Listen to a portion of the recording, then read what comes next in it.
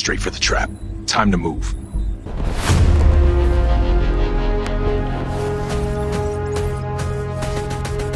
Batman's contingency plan.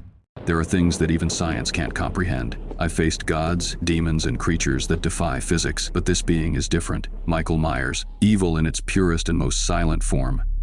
He doesn't speak, doesn't react, doesn't feel. And maybe that's the true terror. The absolute void behind the mask. I've studied every one of his appearances, every movement. He walks as if time has no effect on his body. No racing heartbeat, no adrenaline rush. It's like he's a walking corpse, sustained only by a force that doesn't belong to this world. I recovered biological fragments left at the crime scenes. His blood. It doesn't behave like human blood. The cells don't die. They regenerate, even outside the body. No toxin, no known biological agent reacts to them. It's something that transcends biology and maybe touches the supernatural. With every analysis, I noticed a constant. The evil in him isn't symbolic. It's organic, running through his veins like a virus that erases any trace of humanity and replaces it with pure killer instinct. If he's a contagion, then he needs to be treated like one. And to contain something like that, I'd have to go beyond science. I'd need to understand evil as energy and learn to break it at the root. I realized that Michael Myers isn't a physical anomaly. He's a manifestation, a channel where something older and darker projects itself into the physical world. If I wanted to defeat him, facing him head-on wouldn't be enough. I'd have to exercise him in a scientific way. I started by analyzing the electromagnetic energy generated in Haddonfield on the days of the attacks. There are spikes, fluctuation patterns, something that resembles paranormal interference. This energy seems to react to his presence, as if the environment itself warps to keep him alive. So I developed the morphic frequency resonator, a device capable of identifying and isolating energetic vibrations associated with pure evil. Everything vibrates. Even hatred has a signature. If I can pinpoint the exact frequency that sustains Myers, I can shatter it and disconnect the entity controlling him. Technology alone, however, wouldn't be enough. Myers' essence operates on a level that borders the metaphysical. That's why I consulted the files from my time in Nanda Parbat and analyzed the grimoire I recovered. Its text spoke of rituals for nullifying the anemic echo. I took the diagrams and translations to Zatanna. She confirmed, the ritual doesn't destroy the entity, but breaks its connection to the host by generating an opposing spiritual resonance. The concept was mystical, but the principle was applicable. If evil has a frequency, I could engineer the anti-frequency. An exorcism, yes, but a scientific one. To stop something like Michael Myers, it's not enough to build a trap, you have to design a containment ecosystem. A space where every molecule works against the enemy. I called the project Operation Silver Veil. The first phase begins with creating a neutral zone, completely isolated from Earth's electromagnetic field. An underground lab shielded with lead and titanium plating, covered in laser-etched runes, sealing symbols translated from the grimoire, a blend of science and magic. Logic and superstition united for one purpose, to contain the impossible. At the center of this structure, I installed the morphic frequency resonator, the core. It emits inaudible sound waves that reverberate at the frequency opposite to the energy sustaining Myers. The idea is simple. If he's fueled by a malignant vibration, then I'll make it collapse in on itself. And as always, there's a contingency for the contingency. If the resonator fails to fragment his essence, the final protocol would activate, a localized quantum field collapse, trapping him not in suspension, but in a 1-second time loop, forcing his consciousness to relive the same instant forever. A drastic solution, but necessary. Around the resonator, a ring of autonomous drones equipped with non-lethal weapons, thermal sensors, and anesthetic nanomist. The plan is to lure Myers to the center of the structure, let him believe he's hunting, when in reality he's being herded. No escape, no chance. Luring Michael Myers into the Silver Veil requires more than technology. It demands patience and a clinical understanding of what drives him. He doesn't chase victims out of anger or pleasure, he pursues a pattern, an echo. So I created the perfect echo. I used the Black Oracle to compile every sound, scent, and shadow from Haddonfield.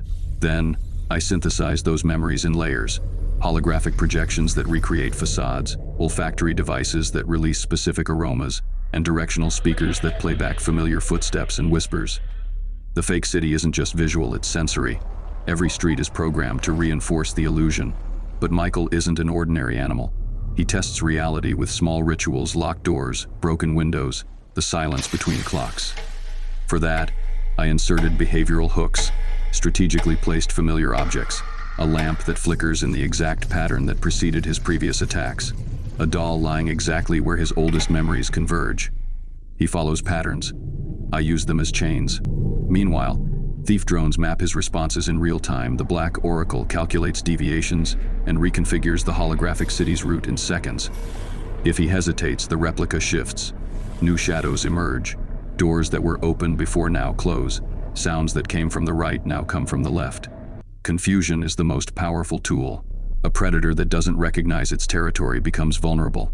And finally, the entry sequence. Corridors that subtly narrow, directing his march. Floors that vibrate lightly to sync his steps with the resonator's timings. Everything leads to one point, the core of the Silver Veil. No obvious traps, just the feeling of returning home. That feeling is the bait. And when he crosses the threshold, the world around him will start to crumble. When Michael Myers crosses the threshold of the Silver Veil, his world starts to unravel. The resonator's core activates its initial pulse, inaudible sound waves, vibrating at the inverse frequency to the energy sustaining him.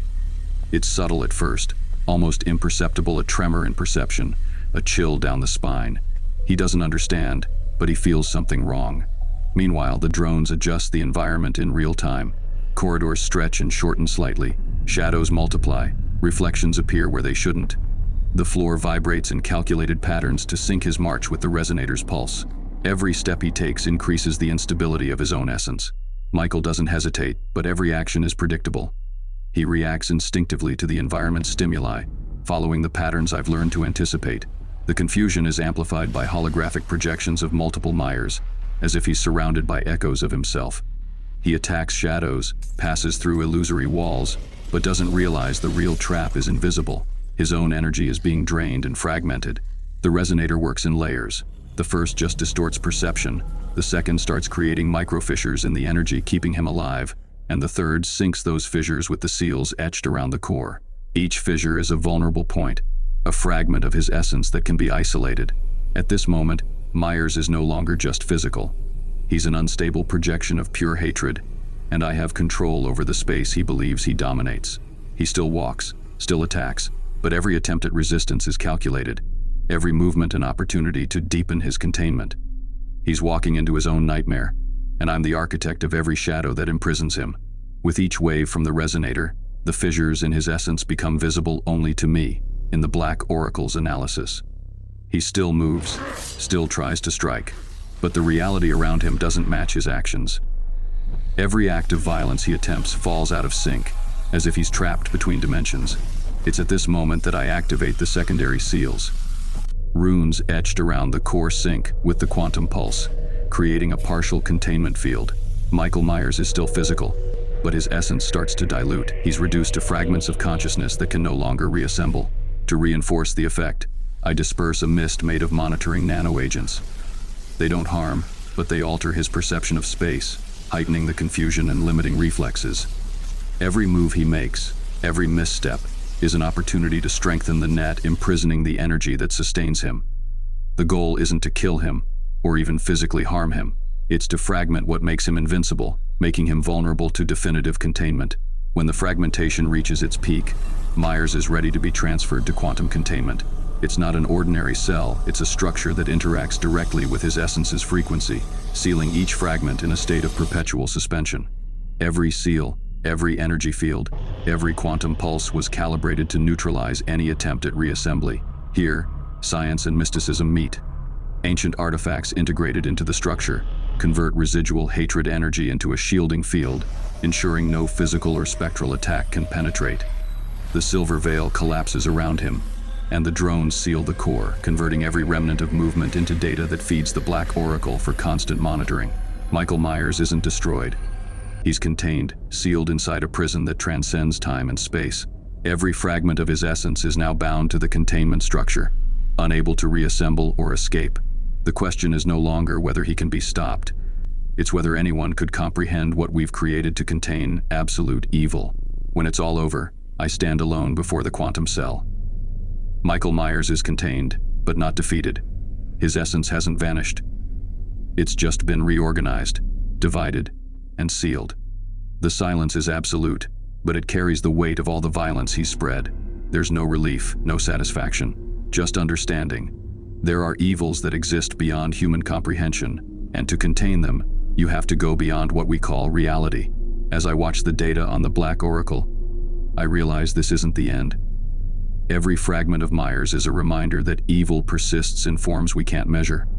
Technology was essential, scientific analysis indispensable, but it was patience, strategy, and understanding what he represents that ensured he was contained. I've learned that we can't underestimate something that transcends logic, something that defies even what we consider impossible. Every trap, every calculation, every mystic seal was designed with precision to maintain order where none seemed possible. And yet, there's an unease, a pulse of energy indicating he exists somewhere, in some fragment, waiting. Maybe there's no perfect way to eradicate absolute evil, but there is a way to face it and contain it. That's the line separating those who merely survive from those who can protect the innocent. Michael Myers is contained, but the work never ends.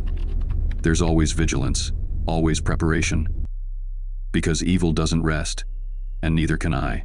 I archived the report. Status: incomplete. Containment: active. Vigilance: permanent. Michael Myers is a force that defies understanding, and any simplistic approach would be useless. What I've done here isn't just capture him, it's create a structure where he can no longer interfere with the world of the living. The question the Black Oracle can't answer remains: what happens when you imprison a force of nature?